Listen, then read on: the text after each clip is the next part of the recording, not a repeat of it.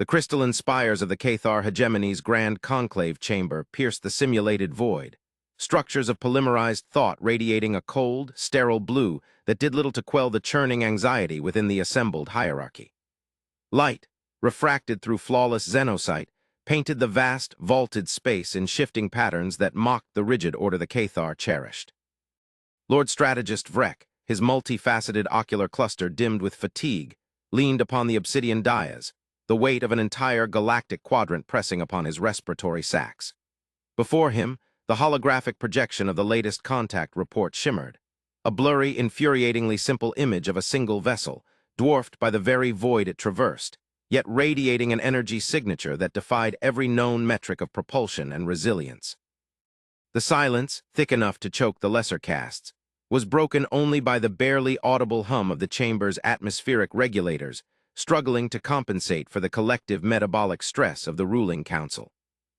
"Unacceptable," hissed Emissary Thrax, his voice a dry rasp echoing the brittle fear gripping the Cathar elite. Thrax, master of the diplomatic corps whose every negotiation had historically bent sovereign worlds to Cathar will, found himself adrift in the incomprehensible shallows of Terran communication. Their response matrices are rudimentary, their appeals laced with illogical sentiment, and their stated objectives lack any measurable gain for the hegemony. They demand parity. Parity. For a species that, by all available xenological surveys, existed in a state of pre-unification barbarism barely 2 terrestrial rotations ago. The crystalline architecture seemed to vibrate with Thrax's outrage, a testament to the deep cultural wound inflicted by this sudden, unexpected emergence. They had expected primitives ripe for absorption, or perhaps a threat easily quantified and neutralized by the hegemony's disciplined fleets. They had received neither. They had received humans.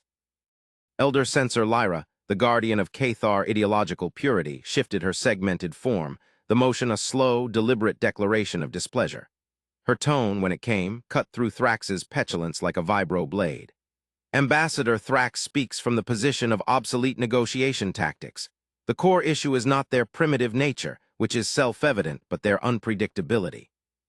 Our sensors registered an intentional deviation in their jump trajectory, a calculated risk that exceeded the parameters of established interstellar physics within this sector. They are not merely technologically advanced in a manner we can dismiss as rapid, uncontrolled iteration. They demonstrate mastery over variables we treat as constants. Consider the containment breach during the initial remote probe interaction. Our bioscanners indicated a critical failure probability exceeding 93% for any organism subjected to those localized spacetime distortions. Yet, the Terran subject experienced only minor disorientation before resuming dialogue, as if addressing a trivial administrative error. Lyra's 6 subsidiary eyes focused intensely on the projection, analyzing the digital ghost of the human representative, whose composure in the face of overwhelming exotic radiation remained a profound enigma. Vrek raised a hand, the gesture commanding immediate, absolute silence. The philosophical implications of Lyra's observation were corrosive to the very foundations of Cathar strategic doctrine, which relied upon the predictability of lesser species and the quantifiable limits of physical law. The danger lies not in their current demonstrable power, which remains difficult to map accurately, but in their internal calculus. We understand the pursuit of resources, the drive for territorial dominance, the fear of annihilation. These are the universal constants of sapient survival. Yet the data streams intercepted from their internal command structures, the transmissions between their disparate command elements, do not align with these constants. There is an inherent, almost pathological refusal to acknowledge inevitable defeat, coupled with a strange adherence to abstract concepts they label honor and necessity, even when those concepts actively degrade their tactical advantage. He paused, letting the weight of this admission settle. The hegemony had encountered ambition, greed, and fear. They had never encountered this strange, stubborn resolve rooted outside the sphere of self-preservation. The debate raged for cycles, a complex tapestry of political maneuvering, veiled threats between member species of the hegemony, and increasingly desperate attempts to categorize the Terrans. Were they an emergent hostile force akin to the ancient, annihilated Xylos? Were they a religious crusade disguised as exploration? The Cathar, masters of systemic control and hierarchical obedience, could not see. Comprehend a species that seemed to thrive on self-directed chaos, channeled into extreme, focused efficiency when threatened. Their initial diplomatic overtures, offers of subjugation under benevolent Cathar protection, coupled with the gentle suggestion that they cease their errant expansion toward hegemony space, had been met not with groveling compliance, but with a response that chilled the hardened hearts of the Council. The human response was transmitted directly into the primary relay, bypassing standard diplomatic encryption layers, a clear signal of confidence, perhaps even arrogance. The message consisted of a single, perfectly rendered schematic, the design schematics for the propulsion system of their vessel. It was a system that utilized principles of localized gravitational manipulation that the Cathar physicists had theorized, but deemed impossible to control outside of controlled laboratory environments on Dyson spheres. The schematic was accompanied by a curt, single-line reply, devoid of honorifics or diplomatic pleasantries. This path leads to unsustainable friction. We offer a better vector. Friction, Thrax sputtered, his voice cracking with bewildered fury. They lecture us on vectors? The audacity! We must mobilize the border guard immediately. A demonstration of force, a precise, overwhelming application of our kinetic dispersal weaponry upon that single vessel. They will understand the nature of unsustainable friction then. Elder Censor Lyra shook her head, a slow, deliberate motion that conveyed profound historical pessimism. Force will confirm their narrative, Thrax. It will confirm that we are the tyrants they perceive us to be.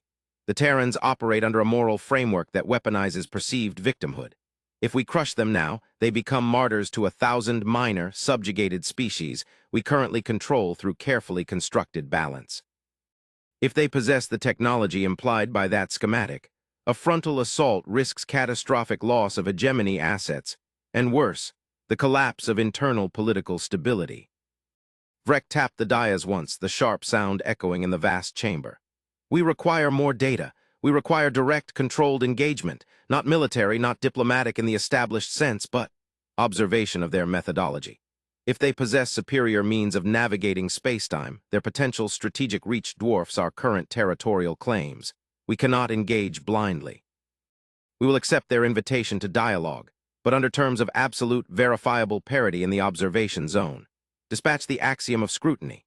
It carries only observation platforms and a specialized linguistics team. Under no circumstances shall weapons be primed unless immediate, demonstrable existential threat is confirmed. He looked out across the faces of the assembled hierarchy, faces sculpted by eons of controlled evolution and rigid hierarchy. We are entering a new era of unknown variables. The comfortable certainty of Cathar supremacy has been eroded by something as simple and frightening as a better idea. The hegemony, built on the premise of predictable hierarchy, was forced to confront the terrifying concept of the better mousetrap, deployed by a species deemed unworthy of even existing in the same stellar neighborhood. The stage was set not for war, but for a psychological confrontation where strategy might be useless against sheer, unpredictable will. The transition from the suffocating political tension of the conclave to the stark reality of the Terran meeting zone was immediate and jarring. The axiom of scrutiny, a massive Cathar vessel designed for long-term deep space analysis, deployed its observation bubble near the rendezvous coordinates. The human vessel, designated stalwart virtue and intercepted manifests, remained stationary, an island of defiant simplicity against the complex geometry of Cathar science. It was smaller than Vrek had anticipated, lacking the intimidating external weapon emplacements or the massive energy conduits common to hegemony vessels. It looked, to the Cathar sensor technicians, almost amateurish, designed for function over projection of power. The Cathar delegation materialized within the observation nexus, a sterile environment calibrated to approximate the Terran atmosphere based on minimal available data, slightly elevated oxygen saturation, slightly lower ambient gravity than Cathar norm. 3 Cathar observers, linguists and tactical analysts, stood arrayed before a shimmering demarcation field separating them from the human representatives. The air in the nexus grew thick with the Cathar delegation leader, Analyst Krell's, increasing metabolic rate. He was a master of pattern recognition, and the patterns emanating from the human side were incoherent. 2 humans stood opposite them.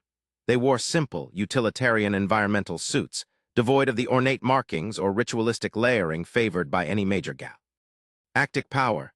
Their posture was relaxed, yet utterly alert, a state that seemed physically impossible to achieve without years of rigorous conditioning. The taller one, designated lead negotiator Agent Rylan, made the first acknowledgement. The gesture, a slight inclination of the head, was economical and lacked the formal bowing required by Cathar protocol.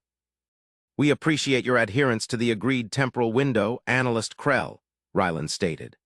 The voice, translated instantaneously by the Krell's own linguistic matrices, was startlingly clear, possessing a resonant baritone that carried unexpected emotional weight, despite the clinical nature of the dialogue. "We trust the environment is adequately tolerable for your physiology." Krell resisted the urge to scan Rylan for hidden weaponry or psychic dampeners. Such an action would violate the fragile parameters of the engagement. "Tolerance is a baseline expectation. Terran Agent Rylan, we are here to analyze the deviation your vessel represents. Your unilateral transmission of propulsion schematics was a violation of initial contact protocol, suggesting a deliberate attempt to dictate the pace of these exchanges." Krell's response was stiff, a carefully constructed edifice of diplomatic grievance meant to establish dominance through established convention. Rylan offered the smallest of smiles, a facial expression Krell's matrices flagged as amusement mixed with acceptance of minor fault. "Protocol, Analyst Krell, is a framework built for predictable interactions between species that share foundational assumptions regarding resource allocation and strategic risk. Our initial analysis indicated that adhering to your established protocol would have resulted in a 57% probability of misunderstanding, leading to kinetic engagement within 3 standard rotations. We chose to present a technical demonstration rather than engage in protracted, low-yield rhetorical exchange. Our goal is mutual understanding, not procedural victory." This statement struck Krell with the force of unexpected gravity. They had chosen to bypass protocol not out of ignorance, but out of calculation aimed at preventing violence. The Cathar, conversely, used protocol to enforce order and control the flow of information, often leading to the very friction they claimed to despise. "Your definition of mutual understanding appears skewed," Krell countered, forcing his focus back to the immediate data. "You possess technology derived from principles we believed were centuries from synthesis. Yet your vessel, the stalwart Virtue, carries no discernible heavy armament. Your crew manifest, even accounting for cloaking distortion, suggests a minimal operational requirement. How does a species capable of such revolutionary propulsion choose to deploy it without commensurate protective measures?" The second human, identified as Chief Science Officer Dr. Aris Thorne, stepped forward slightly. Thorne's demeanor was one of focused, almost obsessive intellectual curiosity. "Analyst Krell, your assessment is based on the assumption that technological sophistication must correlate linearly with armament capacity. We view armament as a finite expenditure of societal resources better allocated to systemic redundancy and expansion of fundamental knowledge. The stalwart Virtue is designed to be unobtrusive, its defenses relying on reaction time and systemic invisibility rather than brute force countermeasures. We do not wish to dominate, we wish to interface." "Interface through demonstration of superiority?" Thorne's eyes, a startlingly clear shade of blue, focused directly on Krell. "That is a projection of your own cultural bias, Analyst. We presented the propulsion schematics because the design inherently reveals our core philosophy. Efficiency demands elegance. If we can manipulate spacetime distortion to fold short distances, why would we waste energy constructing plasma cannons large enough to satisfy the aesthetic preferences of an established hegemony? We are not competing for territory, Krell. We are attempting to establish a reliable data pipeline." Krell felt a genuine cognitive dissonance. The hegemony defined existence by control, manifested through overwhelming power projection. These beings suggested that the very act of preparing for sustained conflict was a drain on intellectual capital. "Let us move beyond philosophical positioning," Krell stated, adjusting his internal sensors to focus on Thorne. "We detected a temporal anomaly signature emanating from your vessel during the initial jump. It was not a byproduct of the propulsion drive, it was an intentional emission. Explain the purpose of that temporal distortion." Thorne did not hesitate. Dr. Aris Thorne seemed to relish the complexity of the question. "That was a data package, Analyst. It was not intended to harm nor to impress. It was a historical record. Specifically, it was a curated sample of Terran ethical evolute." Ion, focusing on the period of our unification wars, the period when we transitioned from competing tribal entities to a singular planetary governance. We sent you our history of internal conflict. Krell's optical sensors narrowed into points of intense light. You sent your ancient savagery as a prelude to diplomacy. That is an act of profound political miscalculation or deliberate provocation. Neither, Thorne replied, his voice remaining perfectly level. It is context. We understand that the hegemony governs by imposing stability upon disparate, often resentful populations. We understand that your primary political fear is internal fracture facilitated by external ideology. Therefore, we presented you with the crucible from which we forged our current unity. We did not show you our greatest weapon systems. We showed you the moment we decided, definitively, that killing each other over abstract boundaries was inefficient and illogical. We demonstrated our capacity for profound self-correction. The delegation from the axiom of scrutiny absorbed this revelation. The Cathar had achieved unity through calculated subjugation, enforced by superior genetic purity and military might. They had never endured a period of chaotic self-destruction followed by deliberate, species-wide rejection of that path. The humans were offering a glimpse into an evolutionary process the Cathar political science models had deemed impossible, a civilization that achieved enlightenment through shared trauma rather than imposed order. If you are so dedicated to avoiding conflict, Krell pressed, leaning into the rhetorical trap, why are you operating a vessel capable of interstellar transit within what the hegemony defines as its sovereign sphere of influence without prior request for demarcation compliance? Agent Ryland stepped back into focus, her expression shifting subtly from intellectual engagement to quiet, firm authority. Analyst Krell, the hegemony defines large tracts of this galaxy as its sphere of influence based on historical precedent, superior military projection, and the tacit agreement of intimidated neighbors. We define celestial coordinates based on astrophysical constants and the established presence of life-sustaining worlds. Neither definition possesses absolute sovereignty over the vacuum between them. We did not violate territory. We utilized transit vectors. The stalwart virtue is currently operating in what we define as the public domain of observable space. Our objective here is not to contest your physical boundaries, but to offer an alternative trajectory for this galaxy's future, one that does not rely on the cyclical fear inherent in hegemony governance. The air in the Nexus felt suddenly too thin for the Cathar delegates. They had come prepared for military posturing or cunning political doublespeak. They were receiving a lesson in philosophy disguised as a logistical debate. Alternative trajectory, Krell echoed slowly, his internal chronometer noting the rapid decay of his patience against the human's unnerving calm. Elaborate on this alternative trajectory, Terran, be precise. Rylan inclined her head again. The hegemony, for all its longevity, remains an enclosed system. You expand, you absorb, you regulate, and eventually, the inherent inertia of bureaucracy and suppressed dissent will cause systemic failure.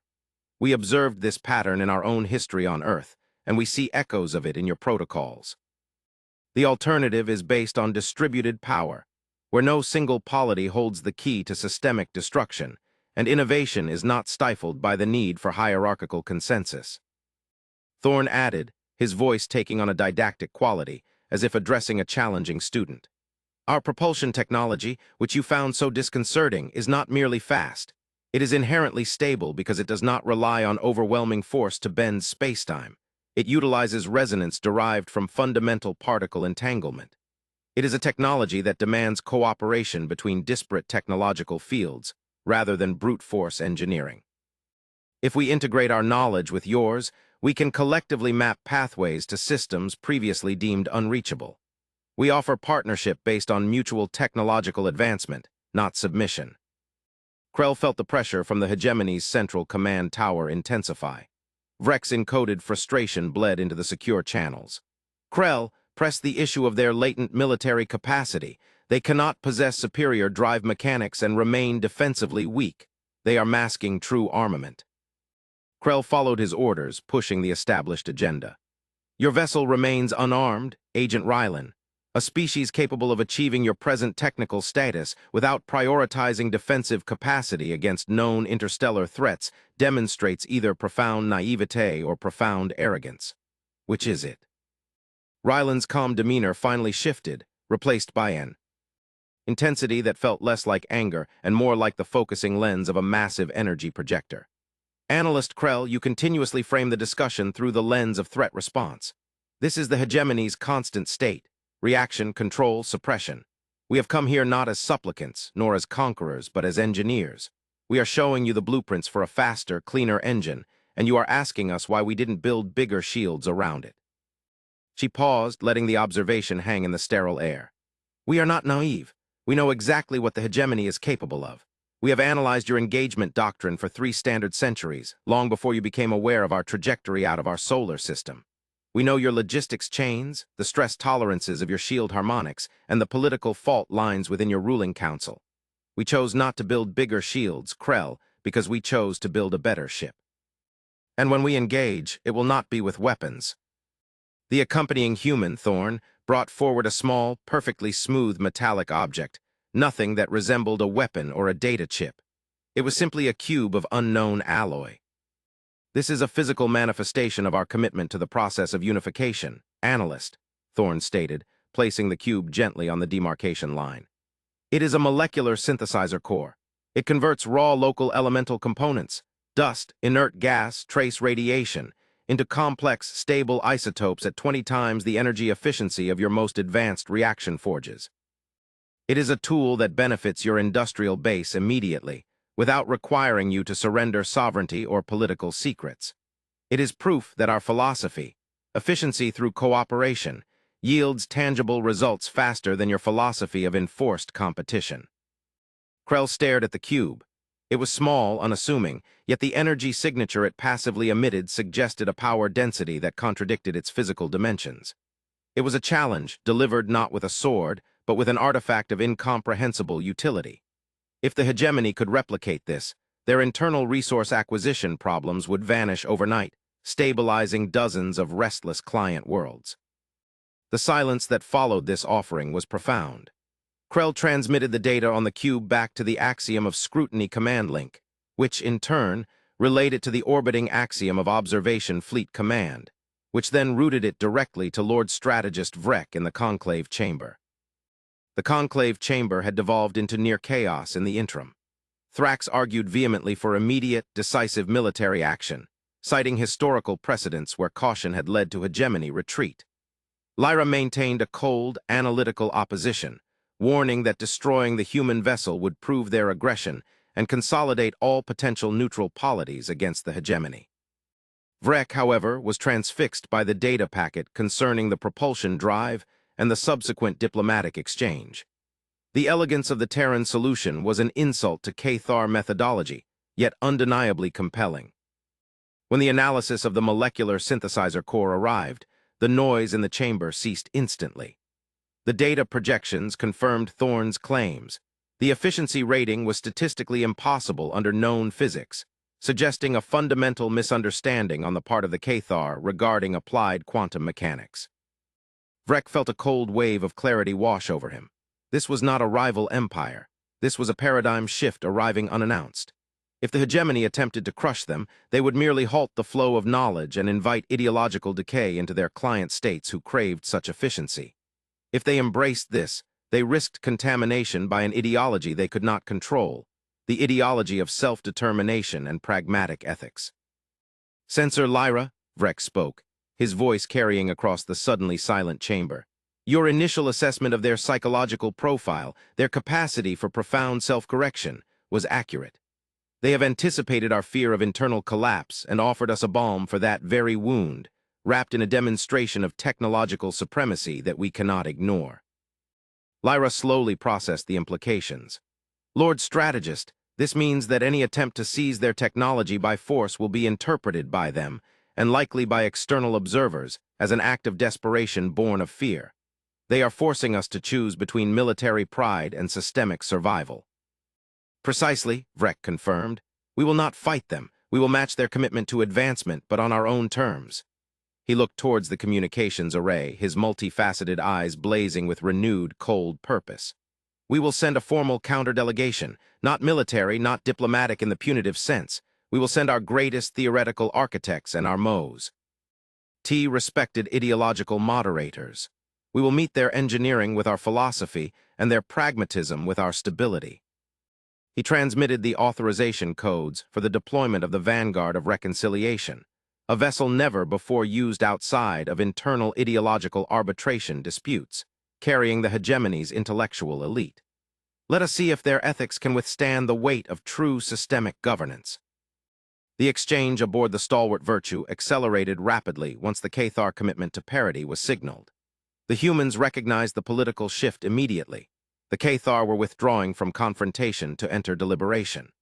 The arrival of the Vanguard of Reconciliation was an event of unparalleled diplomatic significance, the core intellectual pillars of the hegemony entering a neutral zone to meet a species previously categorized as barely sentient. The atmosphere aboard the human vessel was markedly different from the sterile, cold environment of the Cathar observation nexus. The Stalwart Virtue was designed for long-duration exploration and self-sufficiency, possessing internal biospheres that circulated air scented faintly with chlorophyll and moisture, a deliberate attempt to recreate the sensory environment of their home world, designed to foster trust through shared comfort rather than intimidation. When the Cathar delegation materialized in the designated conference area, a brightly lit space containing synthesized wood-grain furniture and surprisingly comfortable seating arrangements, the contrast was stark. The Cathar contingent, led by the venerable Grand Synthesist Xylos, looked almost spectral against the warm lighting, their segmented forms rigid with centuries of practiced restraint. Agent Rylan greeted them with the same calm professionalism, flanked this time by several specialists in political theory and xenolinguistics. Grand Synthesist Xylos, welcome. We are honored that the hegemony chose to send its foremost intellects to this engagement. We assure you, the environment is stable, and your physiological needs are catalogued and accommodated. Xylos, whose tenure predated the rise of the current hegemony structures by several centuries, spoke with measured gravitas. Agent Rylan, the Stalwart Virtue represents a paradox. Its technological signature suggests a mastery over fundamental forces, yet its operational footprint suggests a vulnerability that contradicts that mastery. We seek to resolve this paradox through direct intellectual synthesis. We understand your propulsion mechanism utilizes controlled gravitational lensing, stabilized by resonant frequencies. Our initial models suggest the energy requirements for sustaining such a field across vast distances should necessitate a power source orders of magnitude larger than your reactor core. Thorne stepped forward, gesturing toward a holographic projection of the human reactor design, a clean, elegant torus of interlocking magnetic fields. Grand Synthesist, you are operating under the assumption that energy must be generated through mass energy conversion or harnessed from stellar output. Our approach refines the understanding of vacuum energy extraction. We do not create power. We interface with the inherent energy potential of the quantum foam. The required mass input is negligible because we are borrowing, not burning. Xylos studied the projection, his internal processing speeding up, cycling through Cathar physics theorems. He recognized the underlying mathematics, theoretical solutions dismissed centuries ago as requiring impossible stability constants. This implies that your understanding of the fundamental constants of the universe is either vastly different from ours, or your ability to manipulate localized fields bypasses those constants entirely, Xylos concluded, sounding more intrigued than alarmed.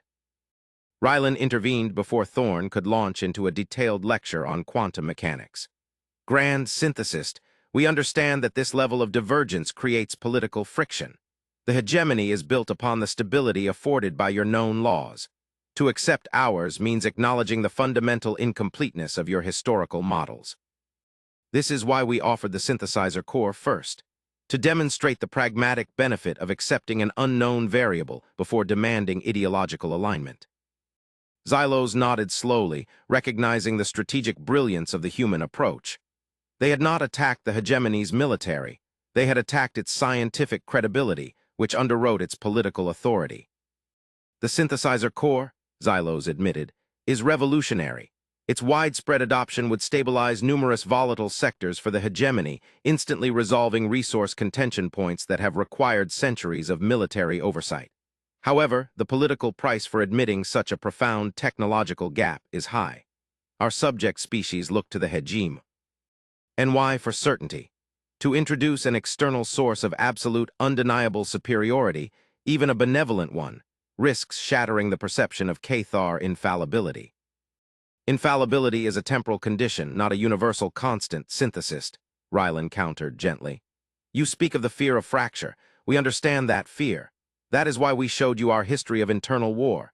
We achieved unity not by enforcing a single doctrine of infallibility, but by establishing a shared commitment to improvement. The hegemony cannot stagnate Xylos. If you resist this knowledge, another power will discover it, and the hegemony will be rendered obsolete overnight, not by superior weaponry, but by superior efficiency. The dialogue shifted then, moving away from immediate crisis response toward long-term synthesis. The Cathar delegates, confronted by a species that used logic, ethics, and technical demonstration as their primary weapons, found their rigid diplomatic tools inadequate. They began to engage in genuine scientific debate, a realm where the Cathar held deep, if now incomplete, mastery. For 3 full cycles, the discussions continued, the humans calmly explaining the integration of biological optimization into their technology, how the very processes that allowed humans to survive harsh environments were integrated into their reactor shielding and communication systems. They revealed that their calmness under pressure was not forced.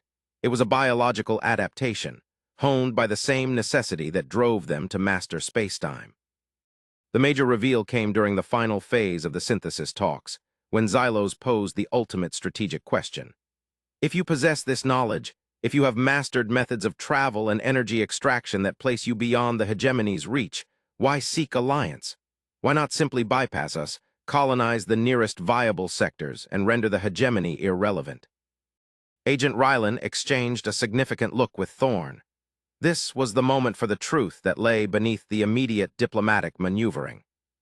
We do not seek the nearest viable sectors, grand synthesist. We are not interested in incremental expansion.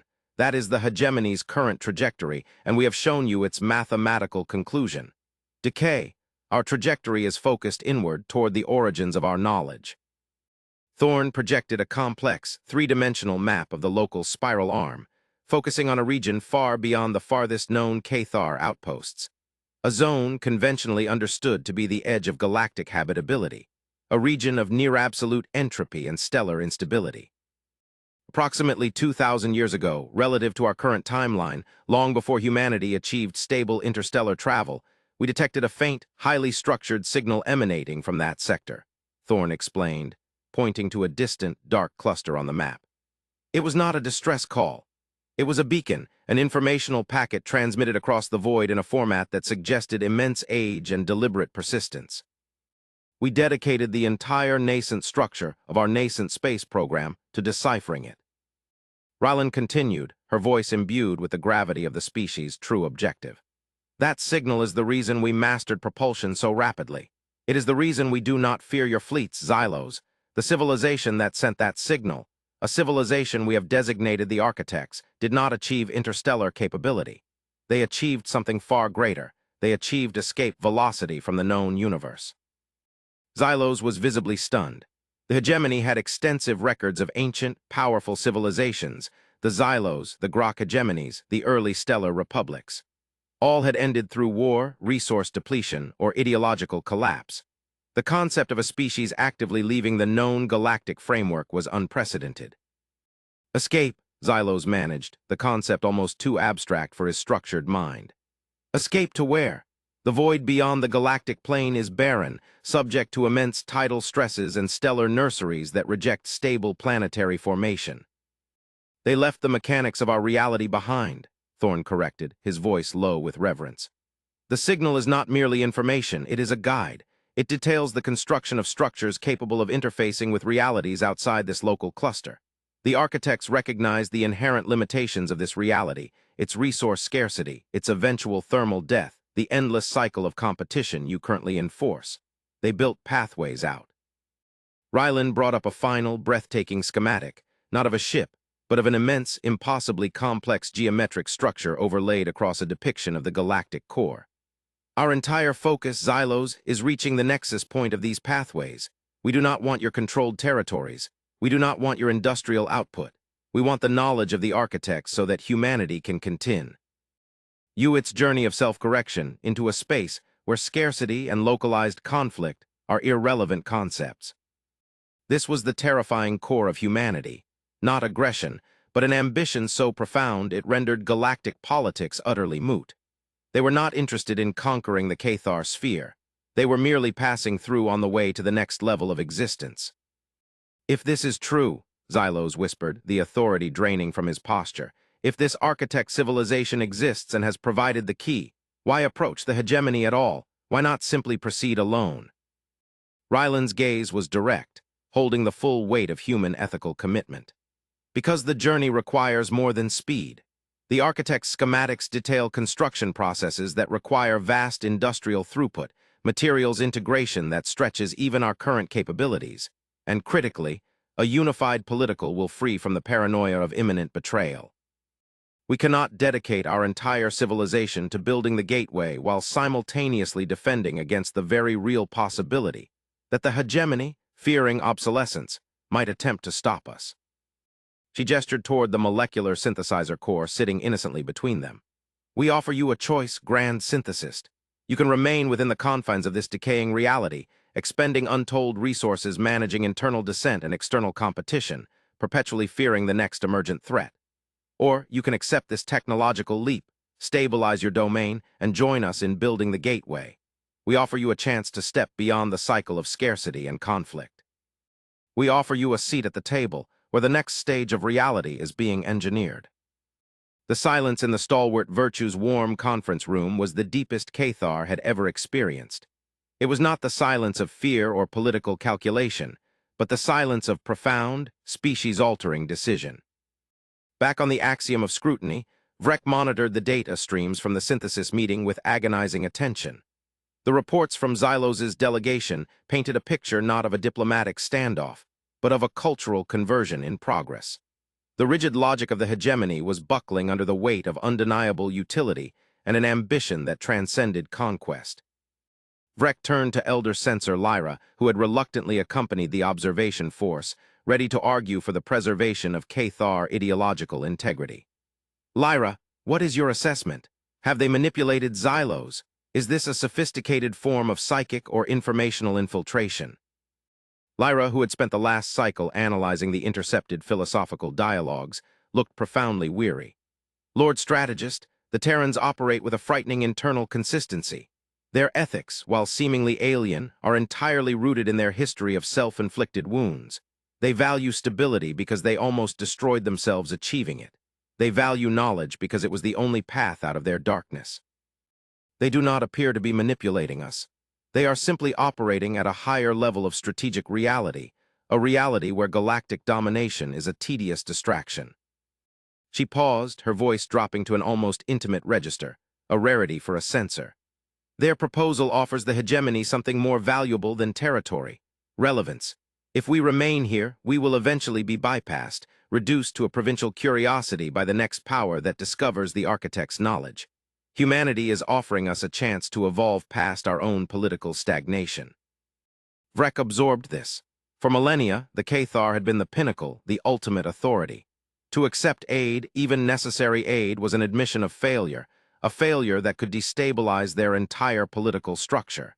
Yet, to refuse meant guaranteed decline in the face of this new cosmic scale. The political fallout of this concession will be immense, Vrek stated, his voice flat. The client species, the dissenting internal factions, they will see this as weakness, a capitulation to an inferior species. They will see what we tell them to see, Lord Strategist, Lyra countered, drawing upon her deep understanding of Cathar social mechanics. We frame this as a strategic upgrade. We present the molecular synthesizer core not as a gift, but as a necessary component acquired during a successful preemptive resource negotiation, allowing the hegemony to enter a new era of post-scarcity management. We control the narrative of our perceived weakness. Their technology becomes the foundation for a stronger, more centralized hegemony, capable of managing the requirements of this architect gateway project. Vrek nodded slowly, the internal conflict resolving into grim necessity. The dangerous war they feared, the kinetic conflict, had been averted not by superior weaponry but by superior foresight.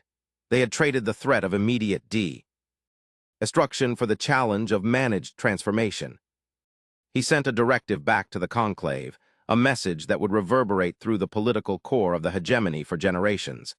The Terran variable is not a threat to be extinguished, but a catalyst for necessary evolution. We engage in synthesis. Maintain internal discipline.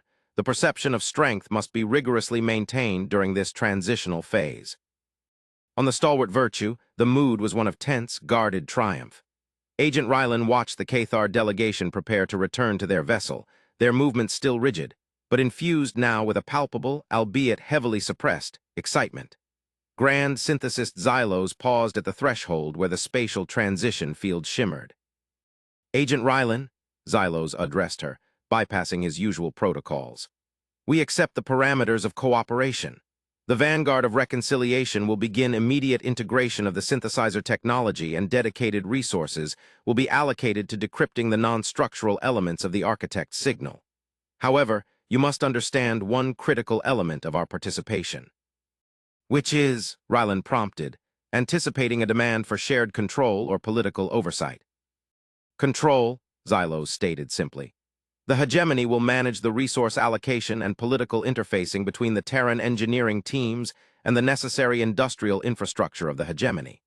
We must ensure that the integration occurs in an orderly, structured manner that minimizes panic and maximizes efficiency for our populace. We will coordinate the construction of this gateway. This was the expected political maneuver, the hegemony attempting to reassert dominance over the process. Rylan smiled faintly. Grand synthesist, we understand your need for order. However, the construction of structures capable of interacting with realities outside this local manifold is not analogous to building a new starship fleet.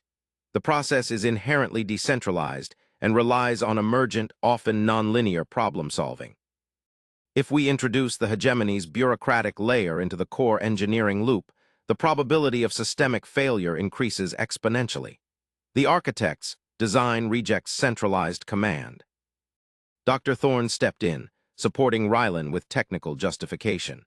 We require direct, unmediated access to specialized material found only within hegemony-controlled nebula extraction points, and the direct collaboration of your most advanced theoretical physicists. If we must route every request for helium-3 isotopic refinement through a 3-tier approval process, the timeline extends by a factor of 10. We do not seek to govern. We seek to work alongside those who possess the materials and knowledge we lack. Xylos considered this. The human argument was, again, logically sound within the framework of the project's complexity. The hegemony's strength was in managing the known. The Terrans were proposing to navigate the entirely unknown. A hybrid management structure, then, Xylos conceded, the political maneuvering subtle but present. Terran engineering teams will work under the observation and material security of hegemony oversight cadres. We will respect your operational autonomy within the engineering sphere, provided that all data pertaining to architectural methodologies, the core science, remains accessible to our senior theorists for parallel study. Rylan met his gaze. Agreed. We trade material access for theoretical partnership, but understand this, Xylos, the data flow on the methodology will be symbiotic. You teach us how to stabilize governance across diverse populations. We teach you how to build realities. The Cathar delegation withdrew, leaving behind a lingering sense of anticipation and profound uncertainty. The dangerous war had indeed been averted, replaced by a high-stakes technological and philosophical collaboration that promised either transcendence or mutual annihilation on a scale never before imagined. The next several terrestrial years were marked by a frantic, yet eerily peaceful reorganization across the Cathar hegemony. The deployment of the molecular synthesizer cores brought immediate, transformative relief to resource-starved sectors. Famine was averted, energy scarcity became a historical anecdote, and the political grip of the hegemony, paradoxically, tightened not through oppression, but through the unparalleled success of their new economic stability. The narrative shift was expertly managed by Vrek and Lyra. Humanity was not a conqueror, but a necessary, albeit primitive, supplier of key information that allowed the hegemony to fulfill its destiny of absolute order. On the joint research platforms established near the former Terran contact zone, vast, semi-autonomous habitats built under human engineering specifications, but secured by Cathar strategic defense protocols, the collaboration flourished.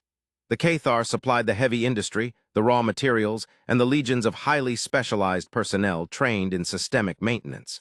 The humans supplied the conceptual breakthroughs, the guiding principles, and the unwavering focus on the ultimate objective.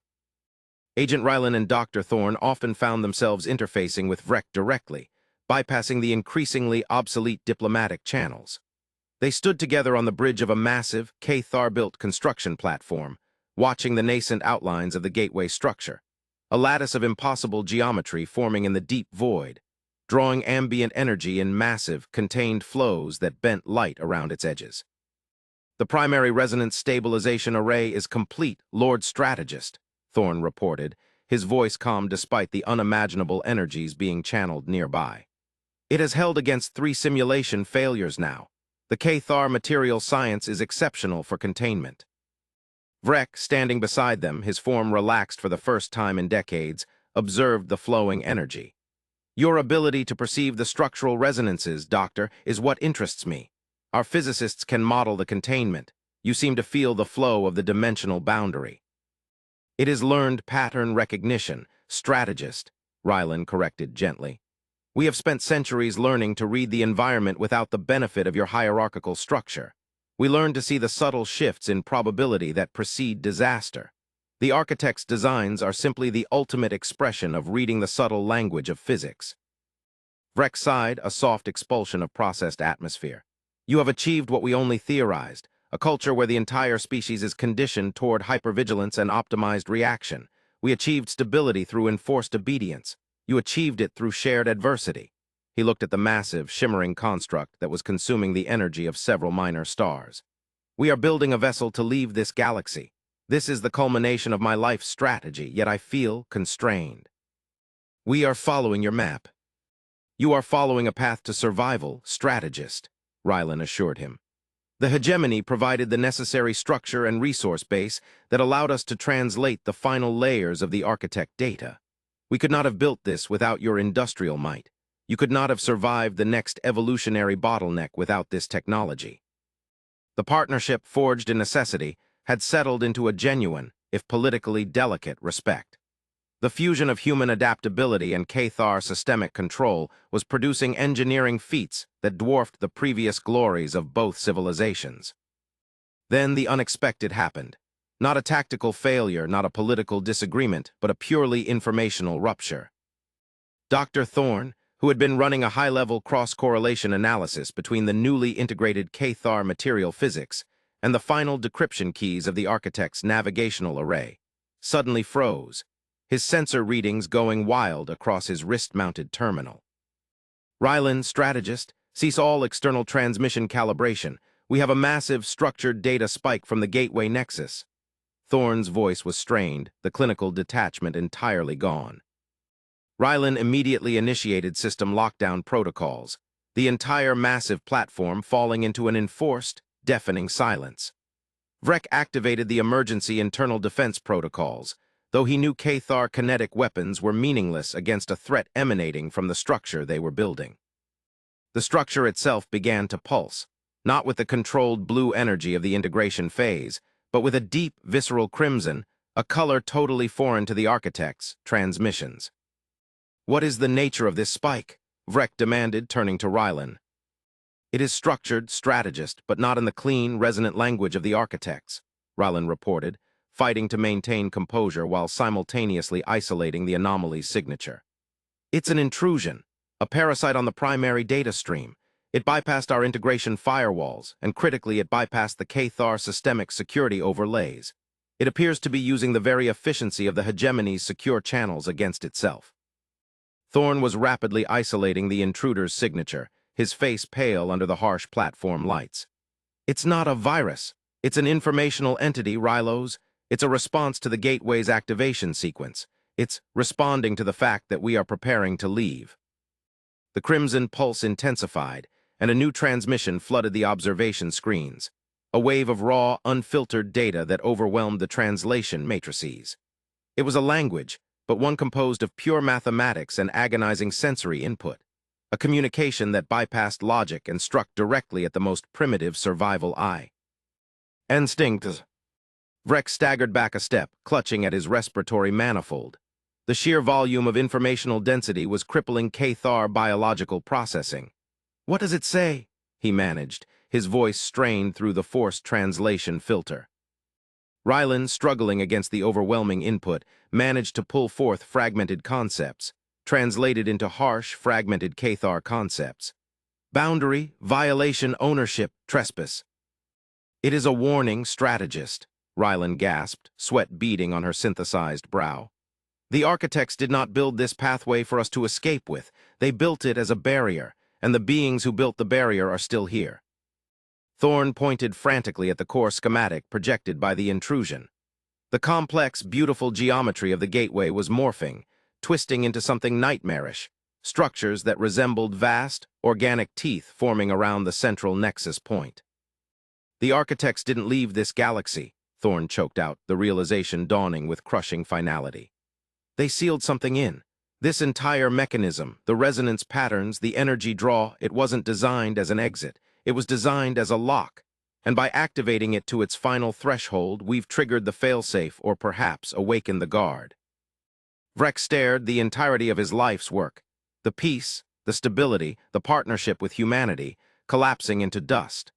The dangerous war he had so carefully avoided with the humans was nothing compared to the threat they had just unknowingly summoned. "The signal we detected 2,000 years ago," Vrek whispered, the horror deepening as he pieced together the true nature of the architect's message. "It wasn't an invitation. It was an alarm clock set to go off when a sufficiently advanced power attempted to tamper with the local spatial constraints, a warning broadcast across the void, hoping someone would be intelligent enough to understand the danger inherent in the structure, but not powerful enough to fully engage it." The final twist of the crimson energy surge revealed the true nature of the beings maintaining the lock. They were not mechanical or theoretical entities. They were vast, shadowy forms suggested in the data stream, entities that consumed energy and structure, beings so ancient and powerful that the architects had clearly dedicated their civilization to imprisoning them rather than fighting them directly. Rylan, finding a final surge of human resolve, pushed past the informational agony. "Strategist, we have only moments before the structural integrity of this entire sector destabilizes under the strain of the awakening consciousness. We cannot fight this entity through conventional means. It feeds on structured energy. We cannot flee using our current drive. The gateway's activation signature is drawing all available localized energy into itself." She turned to Vrek, her clear eyes burning with an ethical clarity that cut through the terror. "The hegemony's strength is structure, control, and sheer industrial capacity.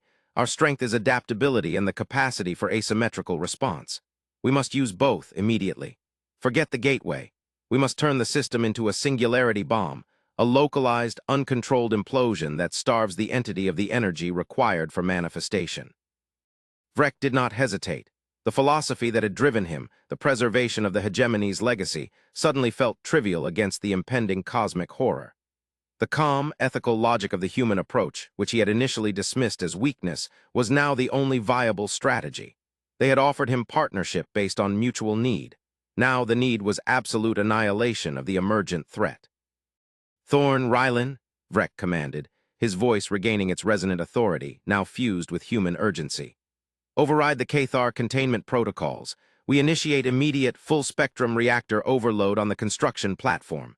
Sensor Lyra, initiate the hegemony protocol for systemic self-sacrifice in defense of the localized cluster. Prepare for complete localized decoherence."